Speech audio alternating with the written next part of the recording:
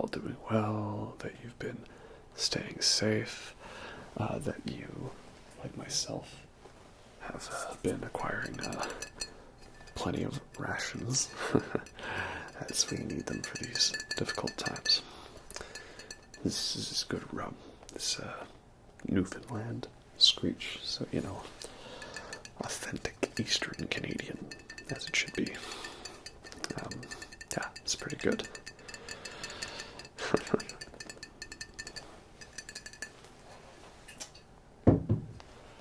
Now, you may ask, why am I wearing a bunch of leather when it is about to be summer season, as spring is coming to a close soon? Well, you see, I am not that big a fan of summer.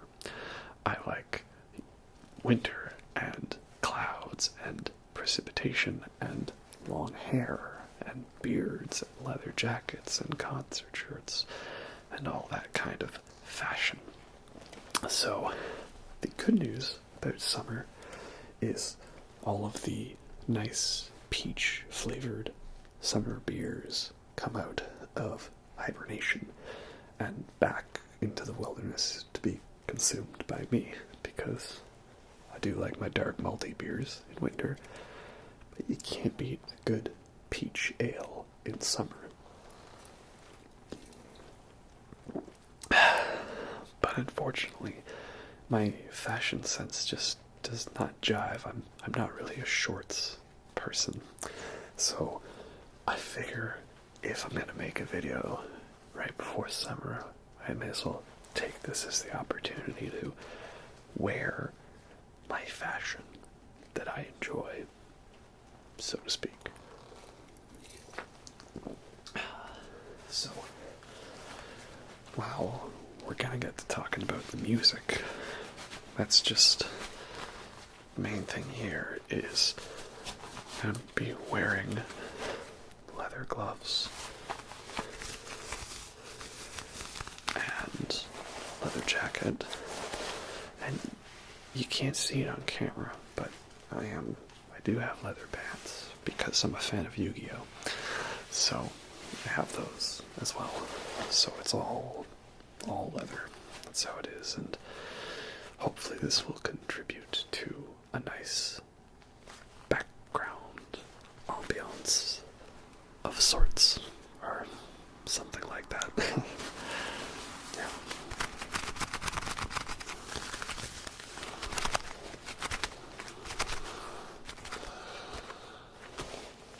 But the main topic we're going to be talking about today is, of course, records, vinyls. That's what I like to mainly do. And the topic of this video is going to be pop music. And pop music is a very interesting topic, because what exactly classifies as pop music?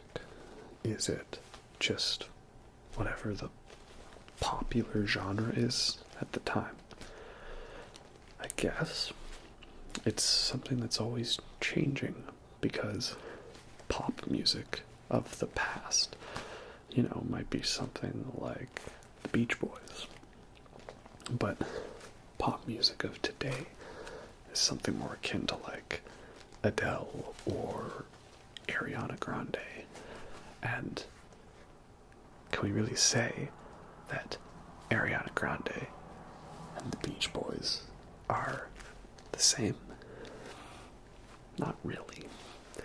So it's a bit of a tricky thing to pin down exactly what is pop music.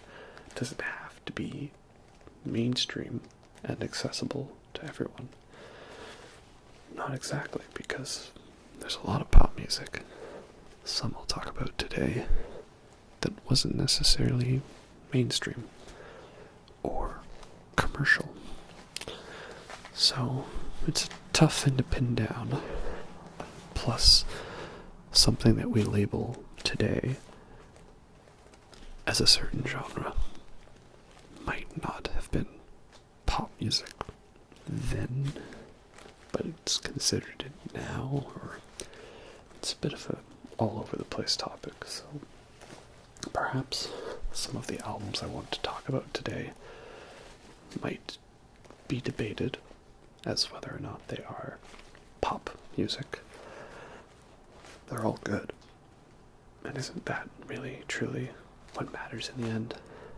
None of this genre purists or over analytical things like that. Just, why can't we have nice things?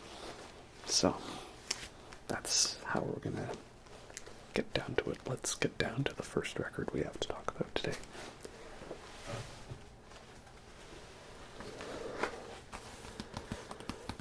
Figured I would start with arguably the biggest pop band of all time. That is the Beatles, who need no introduction.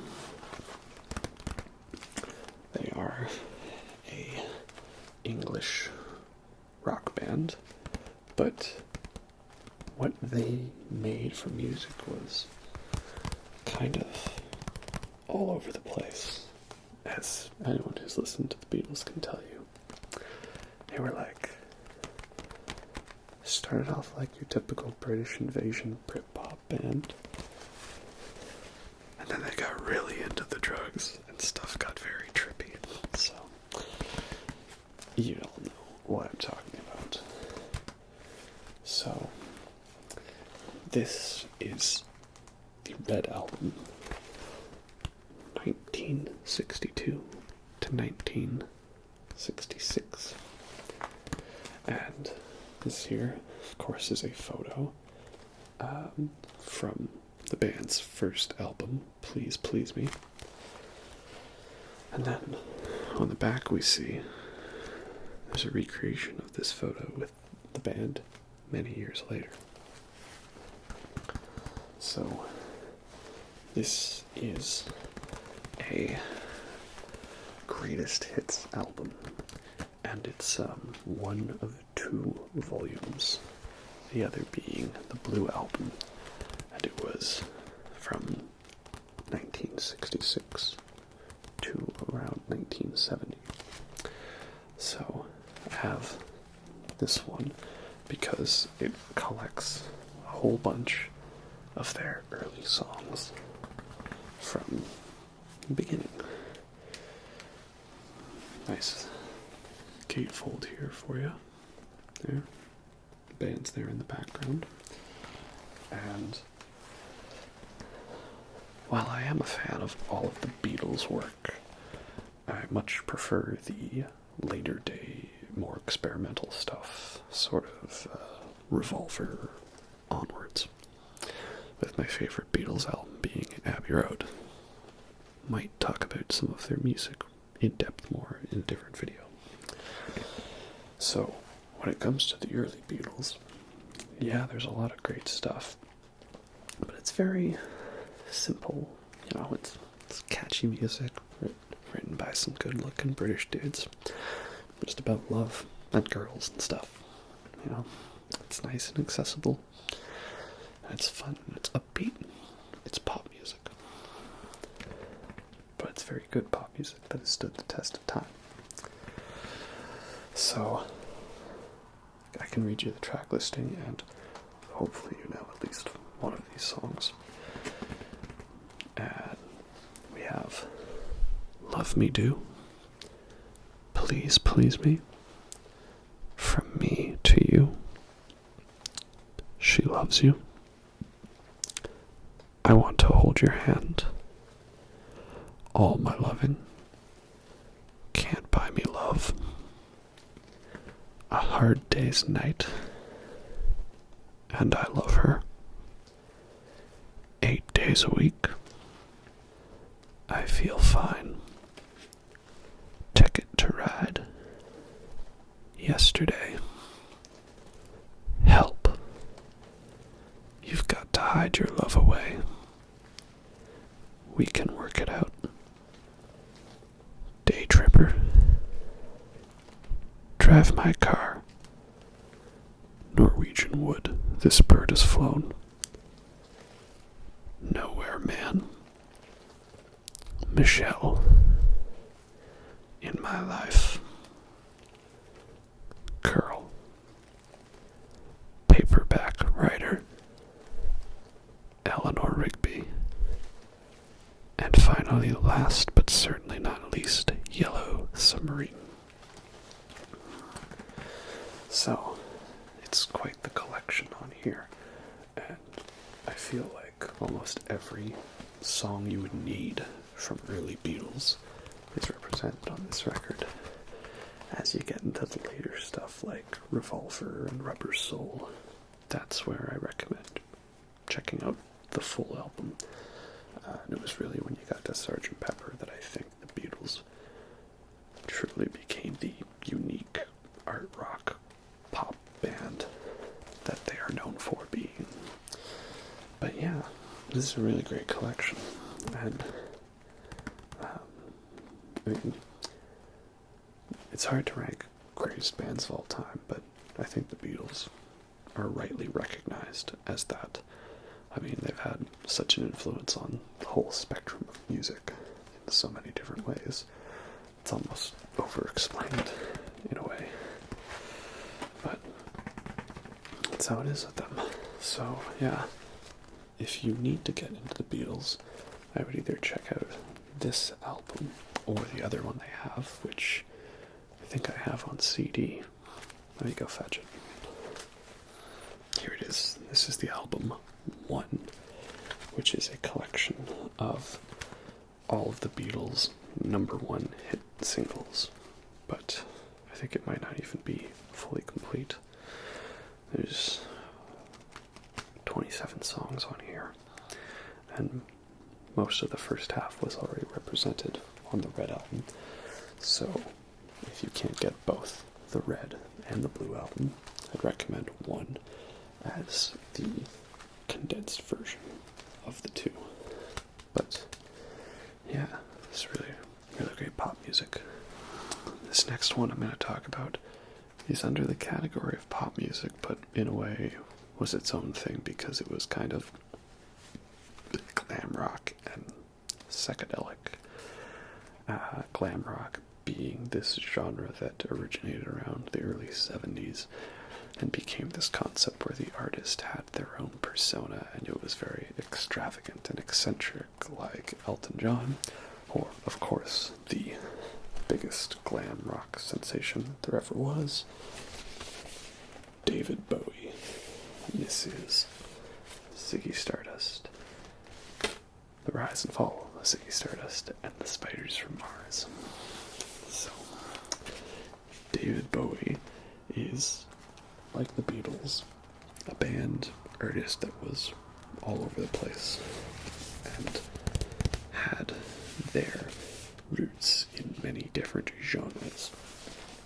And this album is kind of a concept album. There's a bit of a story to it, involving the titular character of Ziggy Stardust being this alien that's been brought down to Earth to entertain mankind, as we only have 5 years left until the world is destroyed, or something like that.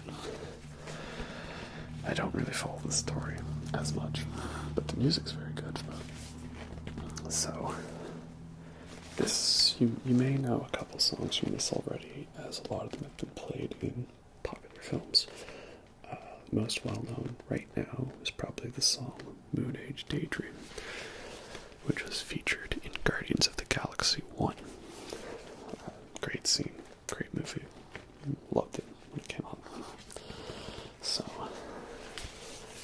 another great photo of David Bowie in a telephone booth.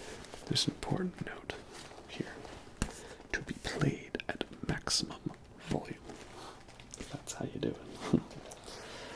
So yeah, it's a glam album, but it's popular music, and it's very entertaining, and there's a lot of variety to it, and such great melodies on this album.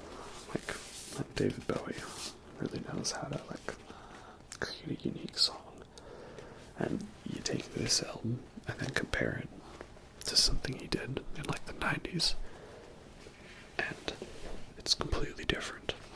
So that's one important thing, is that while the idea of pop music is always evolving, the artists should evolve too. We shouldn't get too stale and trapped by genre tags or what is and what isn't considered popular. Because I'm sure if you told people in the 50s that, hey, I got a great idea, let's have an album about this alien that's gonna play for mankind, and the music's gonna be like kind of androgynous in this kind of interesting way, like, they've thought you're crazy. But that seems totally normal by today's standards. That's what I love about David Bowie.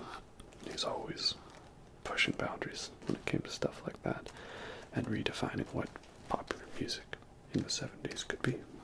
So, it's another great one. Next up, a classic album that also needs no introduction. A Night at the Opera by Queen. Queen, of course, another one of the biggest influential rock bands that there ever was.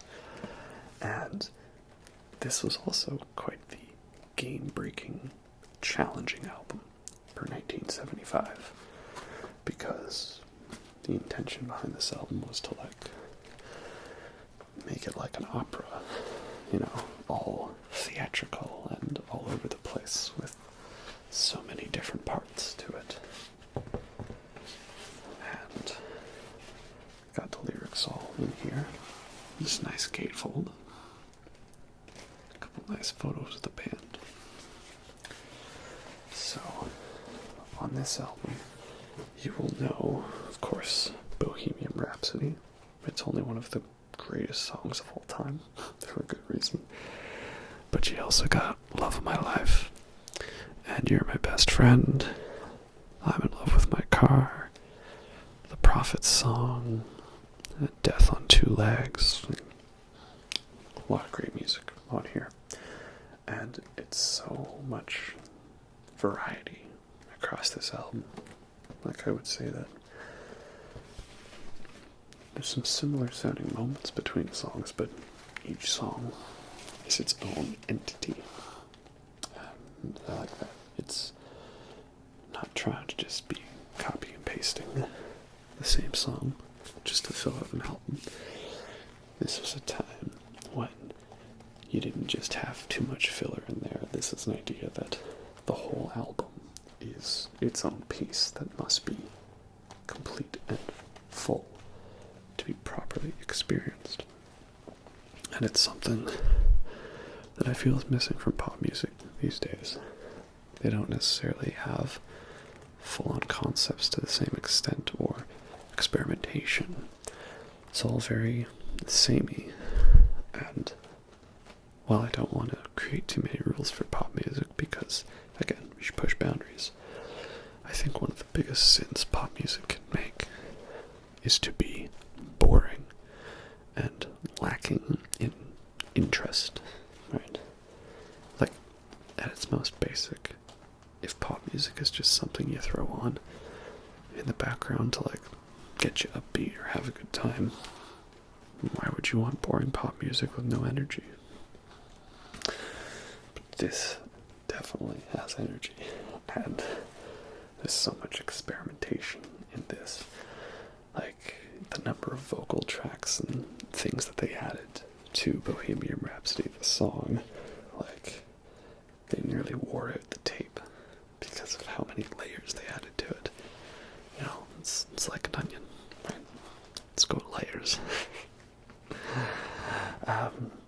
But think about that. This was a song in 1975, 6-minute song, too long for radio play by some channel standards, with a whole bunch of changes throughout, and it was just kind of common accepted knowledge that, that was how music could be. So, I don't want to seem like I'm too much of back in the old days my music was so much better, and modern music now is nothing compared to this. But it is interesting to think of a song like Bohemian Rhapsody as a pop song, popular rock song in that time. What's the equivalent of that today? There is still plenty of great music today. Don't fall into that trap thinking that no good music is happening. But it seems to lack the same mainstream acceptance, at least to my knowledge. I mean, what's her name? Charlie XCX. She's pretty good, apparently. I need to check her out more. Next up is another one of the biggest pop acts of the 70s. And the Swedish dance disco pop band thing, whatever they are, that needs no introduction again, is ABBA. This is the Greatest Hits album, which apparently this has only stuff from like their first two albums. Two albums, and they already had enough for Greatest Hits. That's how you know that this group was fire. So, gatefold. On the inside, this nice picture of the band. And also, the back extends to this nice photo there of the group. So, I guess with ABBA, that it's comprised of two couples, and eventually tensions within the band, as that happens when your famous musicians, caused one of them to split, and eventually they disbanded. But before they did, they made some pretty great music. So ABBA is interesting because it's upbeat pop music, but some songs I feel have a bit of a dark edge to them, and they're really interesting.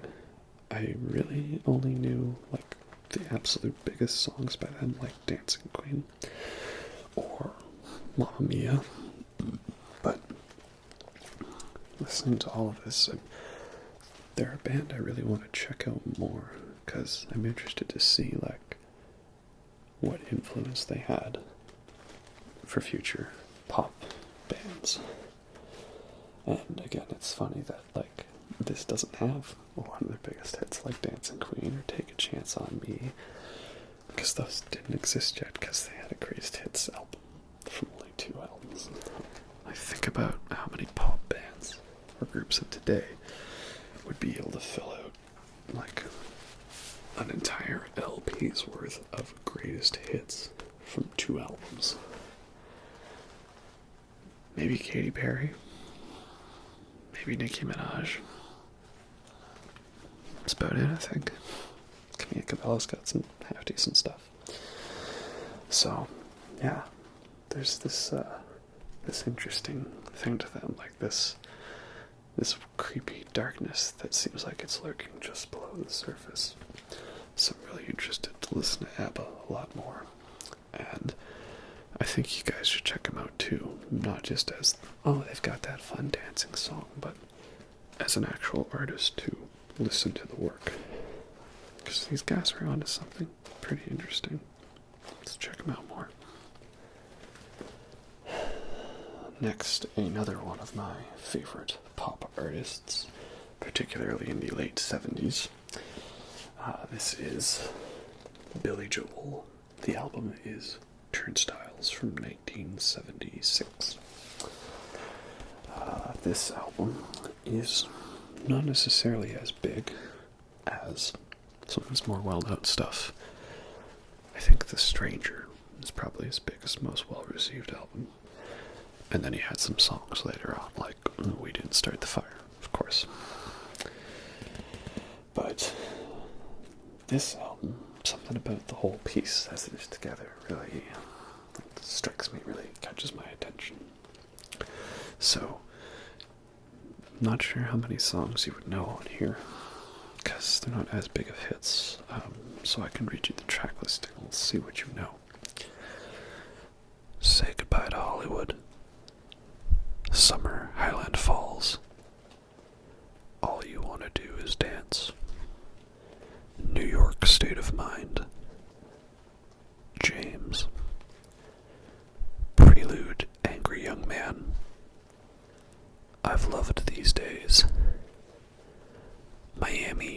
2017 seen the lights go out on Broadway. So, if you don't know some of those, perhaps check this album out, as there's a lot of very good stuff on here. I feel like there's this journey that's told throughout the album. We start off in Hollywood, and I feel like it's slowly going across America to get to New York. But when we get there, in the song Miami 2017, we find that it's this wasteland that's, uninhabitable and has to be closed off. And I'm just now realizing how relevant of a song this is. To clarify, the song Miami 2017, I talked about it in a video a long time ago, in a galaxy far, far away. But it was about the fact that in the 70s, New York was not in the greatest economic situation. And it's kind of like a very dirty place. And so there was the idea that in the future, New York would be like closed off and everyone would move to Miami. Way in the future of 2017, which is of course now the past. But Billy Joel got to perform this live in Miami on New Year's Eve 2016, leading into New Year's Day 2017. So that is pretty cool. But yeah, Billy Joel, great lyricist and has great melodies, and all in all, really great pop music. And an interesting thing with him is that, this even wasn't that big of an album for him. It wasn't until A Stranger that he became, really well known. And this is, his third or fourth, something like that, album. And I think there's a little less room for, failure these days. You kind of have to hit it big right off the bat, or be lost to obscurity. And we can kind of see that all that matters is when you get big, not what you've done up until that part. Because the Grammy Award for Best New Artist, it can go to an artist who's not on their first release. Obviously Billie Eilish, that was her second album that she won Best New Artist for. But she wasn't big and mainstream yet and popular, so it didn't count. So I think that's really cool that a record label kept an artist around for many, many albums until they broke big. And Billy Joel definitely deserves to be listened to. Now here's an interesting case of a band that used to be a progressive psychedelic 70s rock band that broke up for a bit, reformed with slightly different members, kept the same name, and became an entirely new entity. And this is 90125 by Yes, which is from 1983. So, the being 80s, it's got a very 80s sound to it, lots of synths and a heavily processed guitar, lots of guitar effects. And it might still be, rock with a bit of a prog element to it. But you listen to the main track, the big hit of this album, Owner of a Lonely Heart. That is quite the 80s pop song, isn't it? Yet throughout this album, there's lots of odd signatures and melodies, and a couple longer songs as well, like Changes and Hearts. And it goes to show that you could still make this popular 80s sounding album that fit in with other pop songs of the 80s, yet still had its own vibe of being Yes. Even though I think only 3 of the members were from previous Yes albums, I recognize John Anderson, Chris Squire, and Alan White, Trevor Rabin, and Tony Kaye. They may have been on previous work. I'm not sure when it comes to that. this was interesting because, again, they went from doing like sidelong prog epics, broke up for a bit, and then they came back and did this. And it's, again, listen to any other 80s rock music, 80s pop music, this fits right in. So, does it deserve to be tagged as that? I'm not sure exactly. Again, what do we define pop music as? It's a tricky thing. There's so many ways we could define it as. You know, it's like trying to figure out what's metal. That's a topic for another day. But yeah, you probably know Owner of a Lonely Heart, but the whole album is great, and it's worth checking out. Just don't forget to give the crazy 70s progressive yes a chance as well. Next up, we have another 80s rock pop artist. Very well known for a very specific set of songs. And this is Bryan Adams. The album is Reckless. So this is from 1984, I believe. They usually have the name printed for the year. There it is. 1984. So, I think this was his like second album or something. I don't know if it was his first. If it was his first, then that's a pretty damn good job for a first album.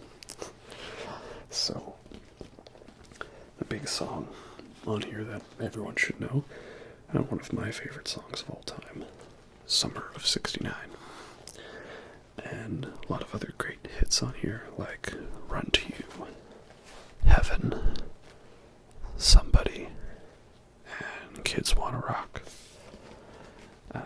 Yeah, another very well put together album. It's starts the trend of where I notice though that while a lot of great songs are on this album, it doesn't necessarily feel like it's a complete work from beginning to end, and there is a little bit of filler in there.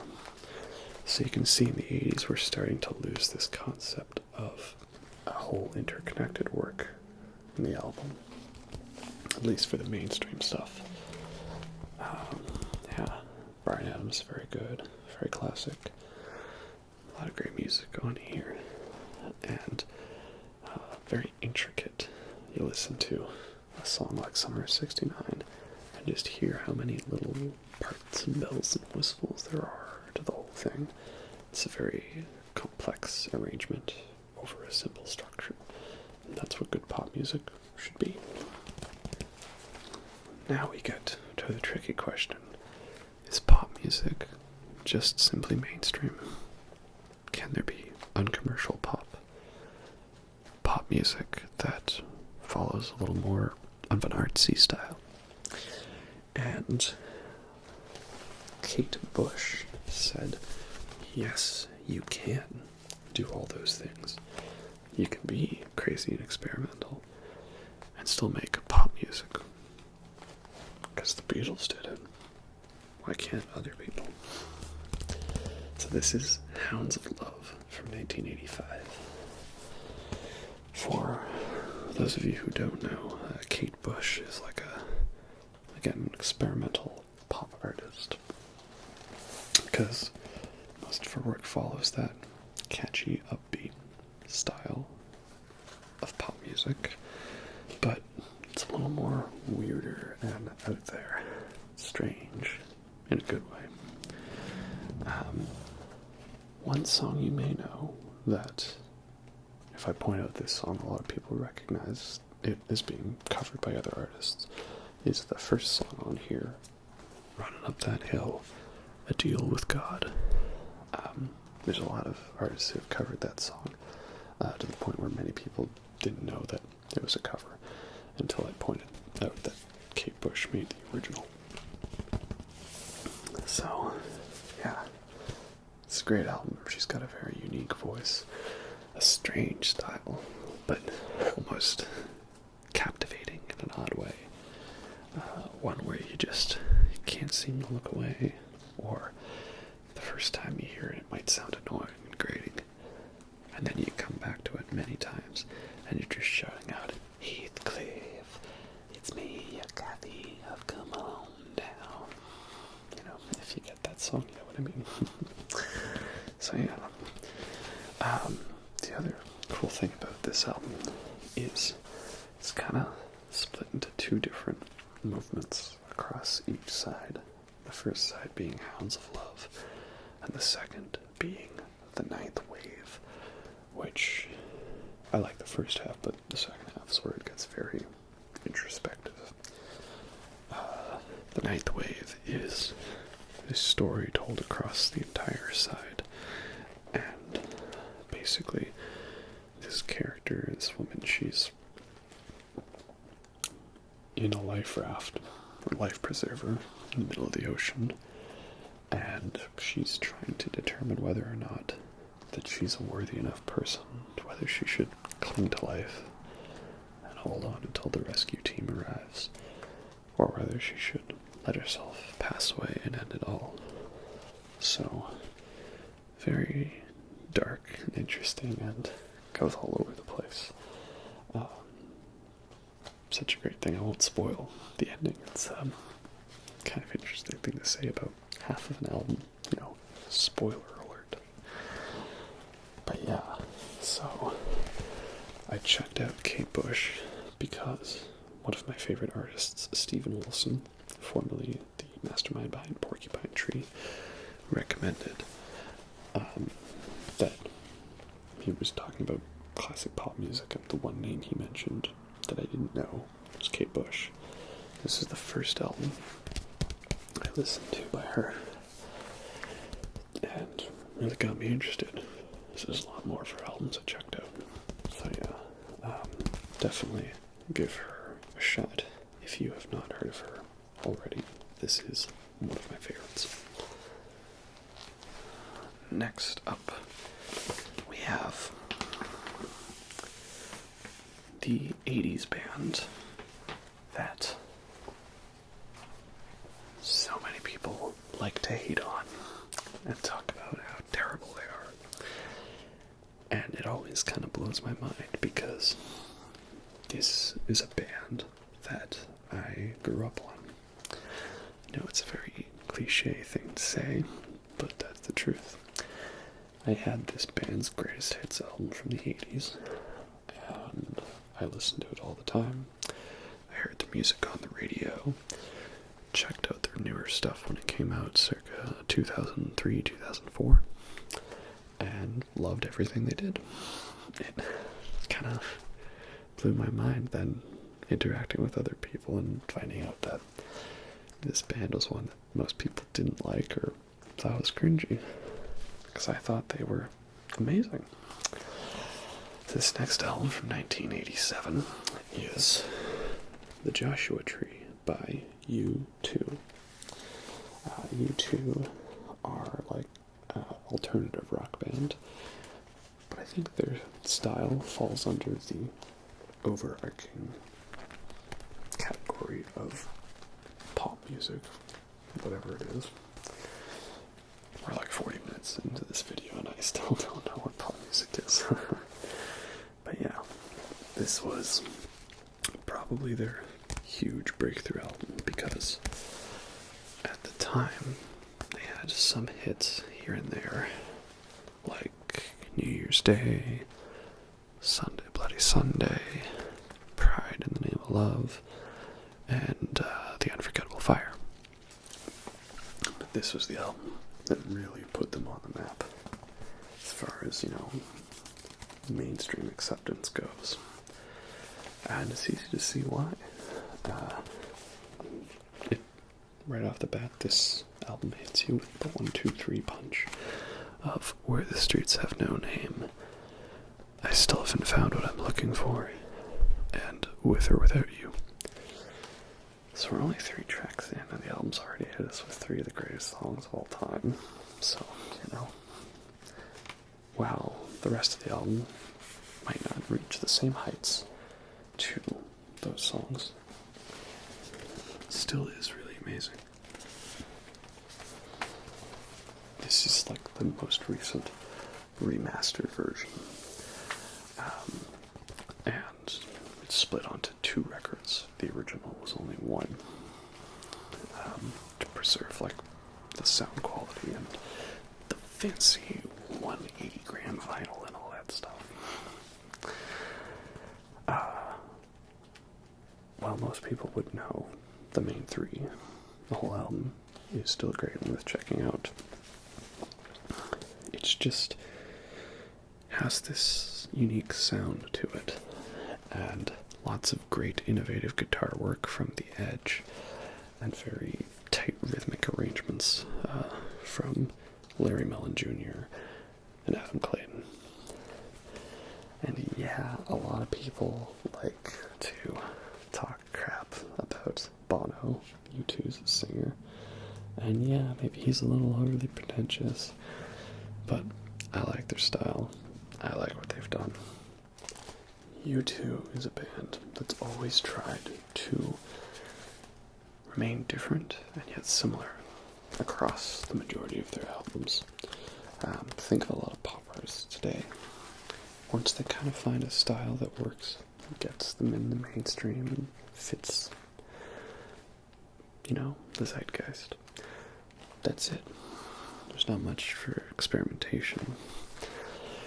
Really, the only change I've noticed is if it's like, a pop star that starts off innocent, like on Disney Channel, or something like that. They'll have the nice innocent song that gets them popular. Then they'll have the bad boy or bad girl phase. And then the rehab. And then the reinvention and resurgence. And then the true fans who are with them all along stick with them, but they don't necessarily hit the same height as before. That's about it, really. Whereas U2 were always trying to see what you could get away with within the confines of a conventional rock album. And they definitely pushed some boundaries in very unique ways. And I hope more people would perhaps give them a chance, because I really like them. They're not a guilty pleasure. I think they're legitimately great. And I hope more people could see that. Last album we have to talk about today is a 80s band that was very new wave, sort of electronic inspired, and then went on to make an album in 1990 that became one of the biggest synth pop / dance rock pop something albums of all time. And this is, of course, Violator by Depeche Mode. So, Depeche Mode are British, I believe. They're like, I don't think they're German, but like they're the most German sounding band I know that isn't German. I don't know why. Something about them. Yeah, but this is a really great album, front to back. The big song off of here that most people would know is Personal Jesus. And there's also Enjoy the Silence. Those are the 2 biggest songs. You may have also heard World in My Eyes, which I think was in the trailer for the recent Ready Player One movie. But yeah, whole album, front to back, it's great. It's interesting because it's electronic, but there's still some rock elements to it, mainly the guitar in Personal Jesus. And it's also kind of dark. Like some of the stuff they talk about in this album, not exactly, fun dinner conversation. But that's what I like about it, it's like you can have dark, interesting topics in a pop album. It doesn't have to be all sunshine and rainbows and happiness and love. There can be the dark side of love too. Oh, here. This album certainly has that. So yeah, definitely check this one out, front to back. Great sound. One of the definitive 90s albums, that's for sure.